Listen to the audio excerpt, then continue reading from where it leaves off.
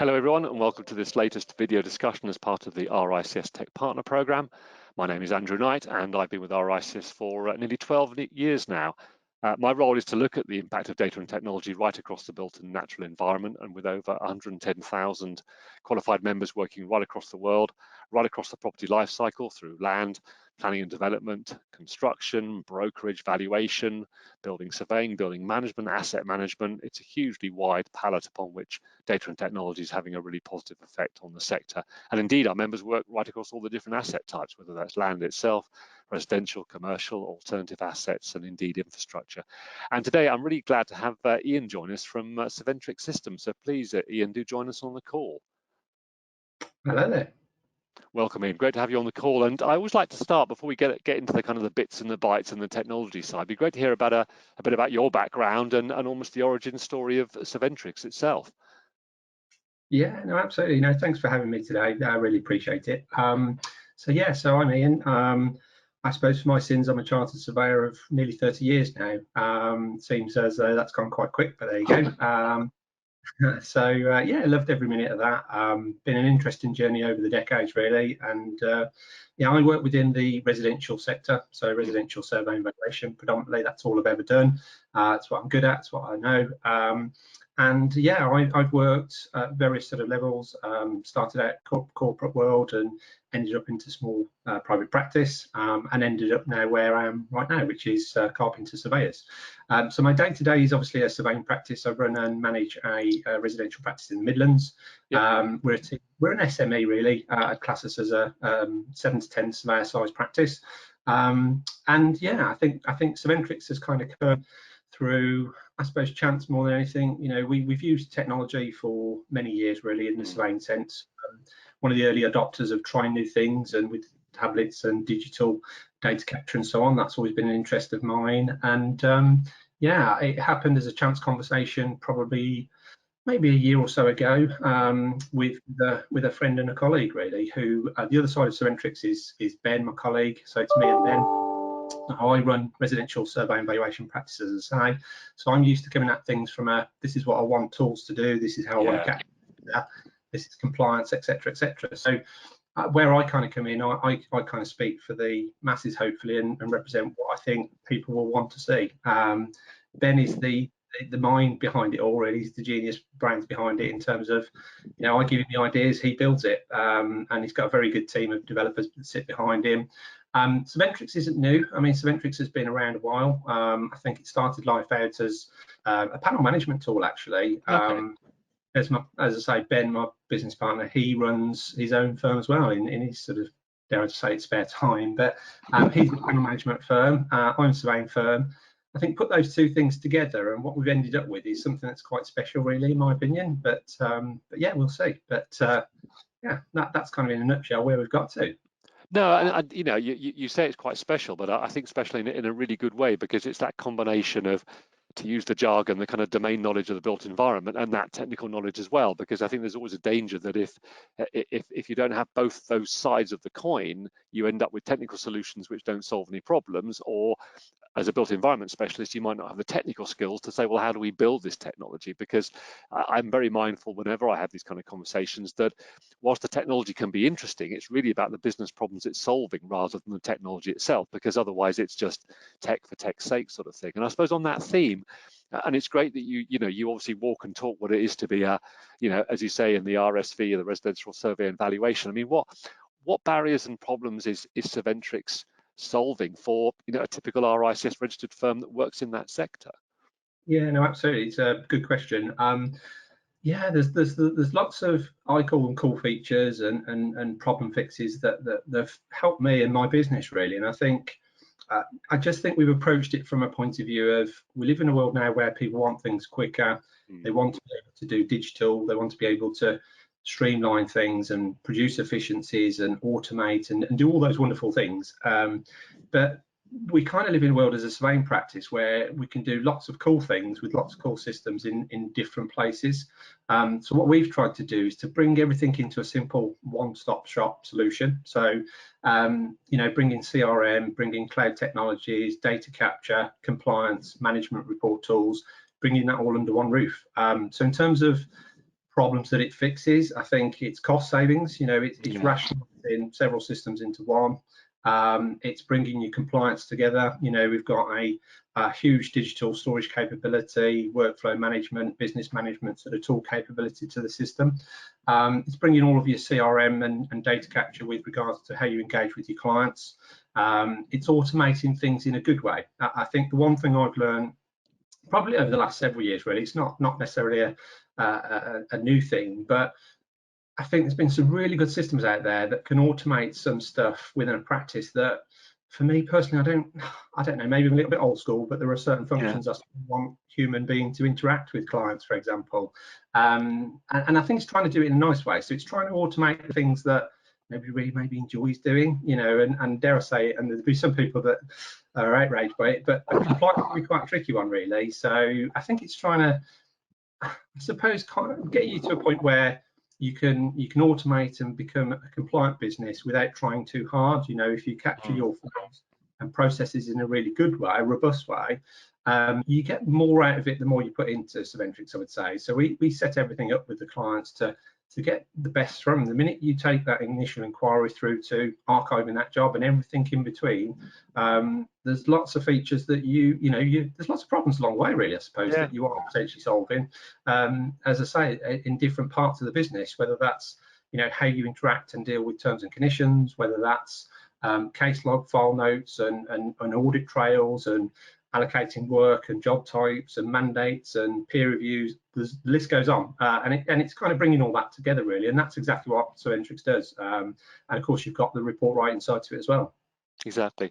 No, and it's an interesting point you raised there about effectively one system doing so many tasks, because I guess one of the challenge with so many bits of software around is that I do talk to practices where they've ended up with lots of software but they don't talk to each other, and you end up rekeying, or you've got that issue because it's all very well getting technology, but you can end up almost worse off because you end up with systems that don't talk to each other. So I think it's an important point, that kind of integration, isn't it?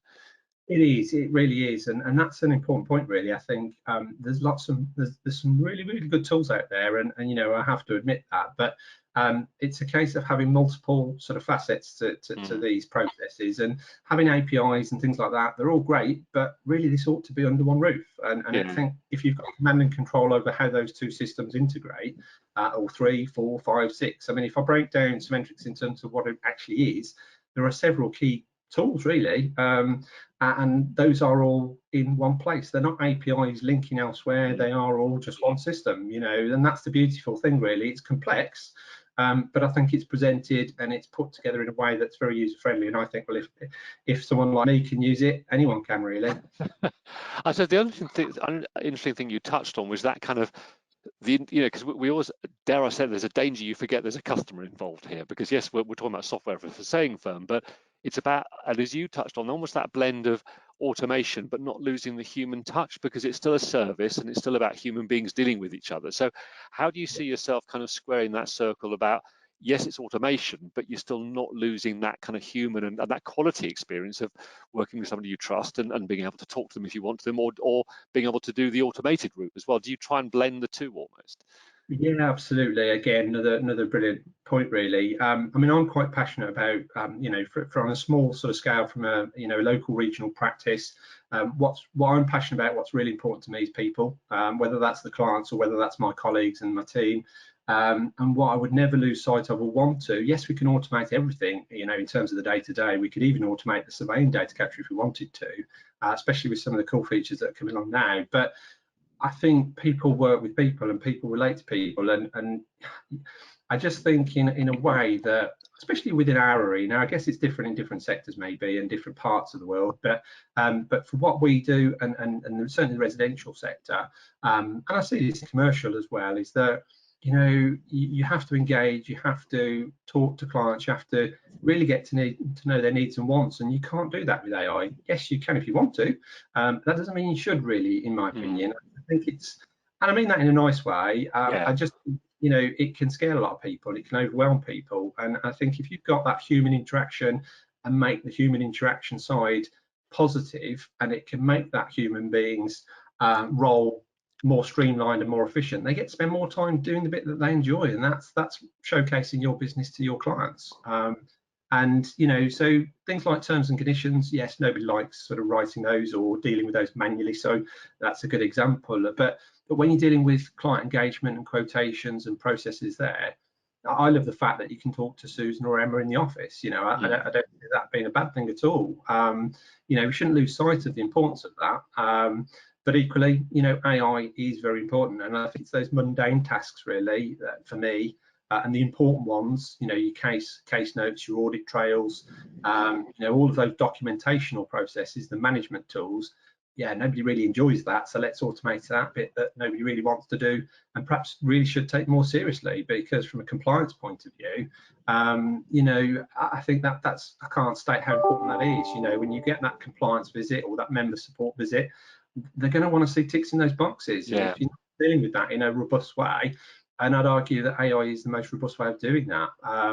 But yeah, I think underpinning all of that, it's all about that teamwork between your staff, and that's at the heart of everything we do. So we've tried to look at it from a yes we could, but should we? A bit of a perhaps an emotional question to think about there, and maybe that's right or wrong, I don't know, but I just think that human interaction is important, really. Yeah, no, I mean, I think there's an argument that actually, if you automate the right parts of the process, you free up more time for the human interaction, and that also it's still about giving people a choice, isn't it, about whether they want to interact with you for certain parts of the process in a very automated way, or whether they still are able to ring up and have a conversation. I think it's about that choice for the customer, and ironically, this should free up more time for human interaction when it's really valuable.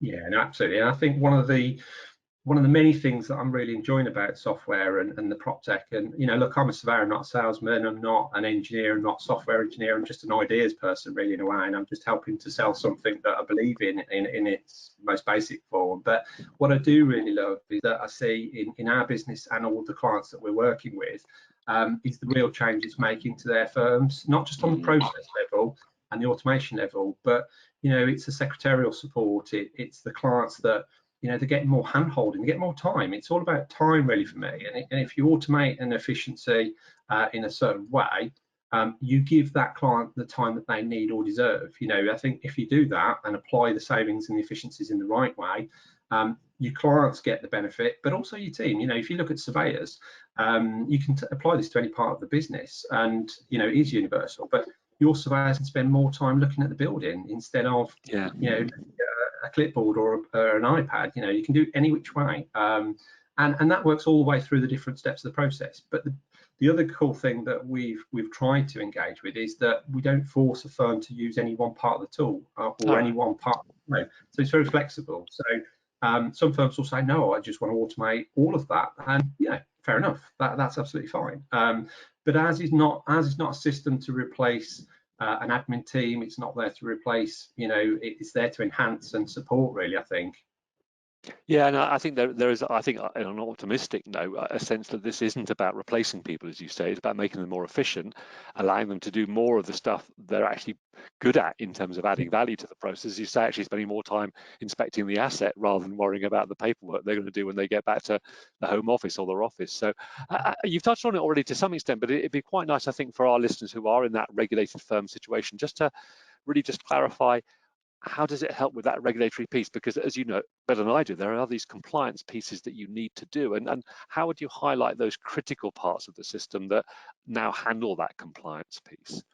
Yeah, so no, indeed. I think one of the areas that Surventrix really kind of shows off in a way is the compliance side. I think the front end and the back end functionality of dealing with the CRM and the report writing, data capture, very important parts of the process. But where there is an understated sort of element that we really kind of come into our own is that compliance aspects, whether that's from the minute you create a file from its very inception through to archive, there are many facets that from a regulation and compliance point of view you have to demonstrate. There are so many boxes to tick, there are so many paper trails, audit trails that you need to be aware of, and those need to be done under a strict process. They need to be demonstrated, and they need to be able to look back at any point over the last 15 years and pull out a case to see who did what, when, and at what time, and so on and so forth. Well, that's where automation really comes into its own, and that is where it wins very, very quickly. Is that you know, every process has a reaction and an imprint on the file, and that doesn't necessarily need the human to do it. You know, I think it's very much you know, you talk about terms and conditions. Well, that's a fixed document, and yes, you can automate that, but who's ensuring that it's the right terms and conditions, and who's presenting that into the client in a way that they can understand it and that it's the right product for the client? Who's discussed the needs and wants with the client, and how has that been recorded on the file? You know, if any given sample audit of a record on Surventrix, I'm confident that, I'd like to think at least, that anyone could look at it and understand where it all started, how it got to the end resolution, and that actually there's a checklist of probably 30 to 40 key trigger points where, if you haven't demonstrated that or logged it, made note of that, you haven't complied with the industry level standard or the practice notes in various forms. But so it's those checks and balances, and I think that's where, you know, if you've got a process and you fix that in a digital form, whether that's at the front end on the web portal, or whether that's digital site note data capture in the field, or whether that's a management audit process in the middle, all in one place, and it's all done. You follow a flow, and it's just simplified that in a way that is logical and complies with the expected sort of minimum standard. I mean, I suppose for my sins, having sort of run and been involved in a practice for many years, and some of the work that I do on a personal level, I've seen, you know, how tricky that can be. You know, it's a very subject. So I think people don't take it seriously enough. You know, I think everybody wants to do things quicker, more efficiently, save time, effort, money, whatever, and automation. It's a dangerous path to go down without thinking too much about compliance, I think, really, for me. But yeah, so a big part of what we push and try to support firms with is focusing on that piece, really, is compliance in the middle. Yeah, I think it's a danger, isn't it, that data and technology almost thinks that it's sort of in a different world from the real world of compliance and these kind of issues, that it's not a get out of jail card, that you've automated a process. It's about making sure that automation enhances your capability for compliance, but certainly doesn't damage it, because, you know, these real world standards exist in cyberspace, don't they? We can't get away from the fact that we still need to deliver these kind of services. I mean, one thing that always fascinates me is and it was a lot of feedback we had in the survey that we did with our tech partners earlier, back end of last year, was around, you know, the brutal reality of customers getting a return on investment for investing in tech, because tech has a cost, both in terms of software and you know, person hours to sort of integrate it and make it happen. I mean, what sort of things are you hearing from your customers that give you that great comfort that they're getting value from it, that actually it hasn't just been an exercise in spending money on technology? That, well, what's the value they're getting from it? Yeah, I think the thing that excites me the most with Surventrix, I mean, look, I know it's a commercial business, it has to make money, that's the whole point, really, I guess. But one of the things that gives me great pleasure is that, having done the job for 30 years, and you look, one of our taglines is built by surveyors for surveyors, and that's genuine. You know, I've had you know, at least some sort of input in where to go forward in terms of longer term vision. But what we can do, and what we have been doing, is offering kind of a mentoring service in part of the onboarding process. So every client that comes on board with Surventrix, for example, we go through a journey. We don't just give them a trial on the system and say, there you go, use it for a month and we'll talk again. We get them to a point where actually they can use that and start to engage with it in a way that we're comfortable that it does the way I've always done it, and their business is branded, and their documents are in place, and their processes, and all of that sort of training stuff. But the important thing, the value add, really, I guess, is not just a financial one. It's hopefully, now I don't sit here to profess to say I have all the answers or I'm the right person for the job, but I'd like to think that that experience brings to the table a bit of a safety net and a bit of a put your arms around that firm. And one of the best things for me so far has been, we've got clients of all sizes, you know, ranging from sole practitioners right through to national, you know, larger firms. And I get great pleasure from helping the sole trader, the small, medium-sized firms that think, I'm a bit lost on this, and particularly on the regulation side. I think that's where it's been an interesting one, because everybody wants to try and make the right thing. And when they reach out to a firm like Surventrix and they're looking for solutions, they're obviously trying to do the right thing in the right way, and they just need some support and experience, really. And I think hopefully I like to think, at least, I bring a bit of experience of thinking, well, look, you know, for the job that I've done for this length of time, and having run a practice in the way I have, and been through those audits and you know, dealt with those sort of processes. And also the other side of it is, you know, an RICS registered expert witness. So I've dealt with negligence cases, for example. Quite a nice subject, but it's one that I've learned a lot from that I can apply to try and help people to make sure that actually, if you are tested as a business or on a case, this is going to help you do so. This is going to help you.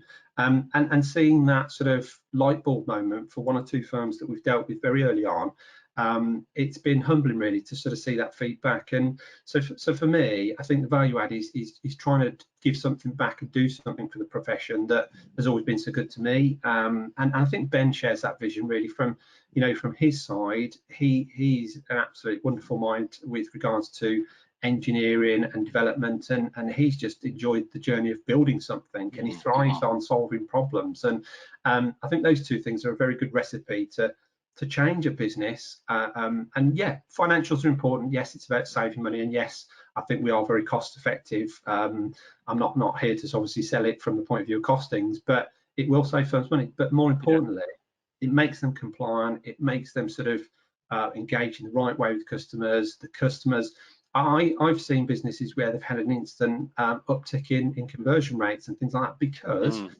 their staff, their team, they're engaging in the right ways, in the right places, and it's had an impact instantly. And that is amazing to see. There's no better satisfaction than that, to see, you know, and the proof's in the pudding. I mean, we've not advertised, it's just all been organic. So it's an interesting journey ride for us at the moment. But yeah, I think value add is more than just financial for me, for sure.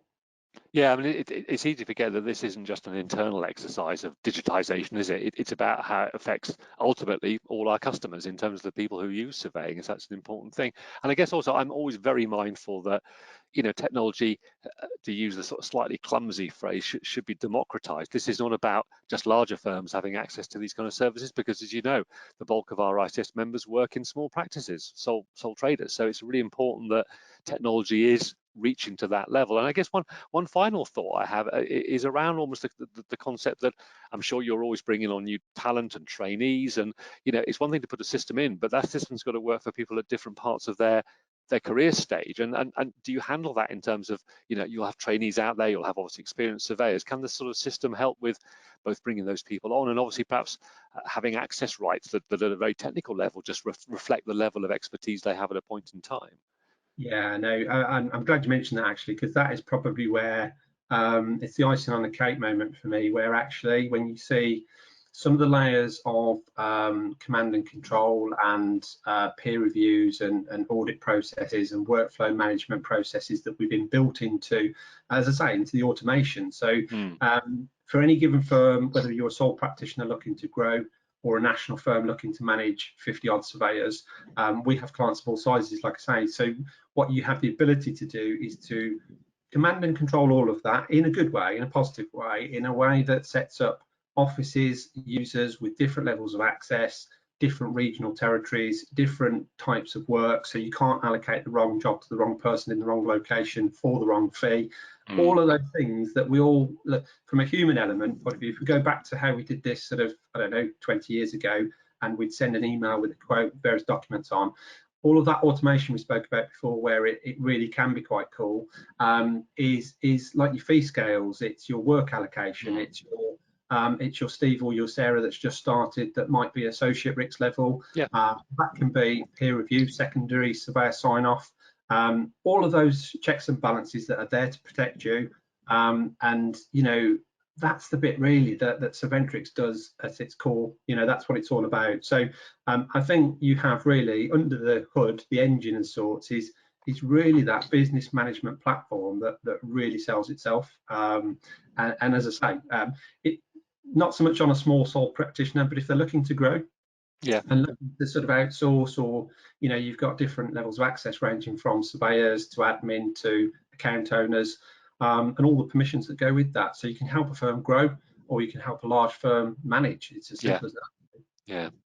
Well, it's been fascinating to talk, and really sort of, you know, really an optimistic message here about, the benefits of automation, but also I think that critical piece, which I know we touched on at the very beginning, around having that mix of technical but property knowledge, because some of these issues just wouldn't come to the fore of somebody who was just thinking about a technical workflow. Just that thing we've talked about ASOC RICS being signed off by a supervisor, those kind of nuances that really you have to be in the sector to really understand and build into the software. Well, for today, Ian, it's been a real pleasure, and I look forward to catching up again. But for today, thanks ever so much, and say talk again soon. Yeah, no, very, very grateful for your time, and yeah, enjoyable. Thank you very much. Pleasure. Bye-bye now.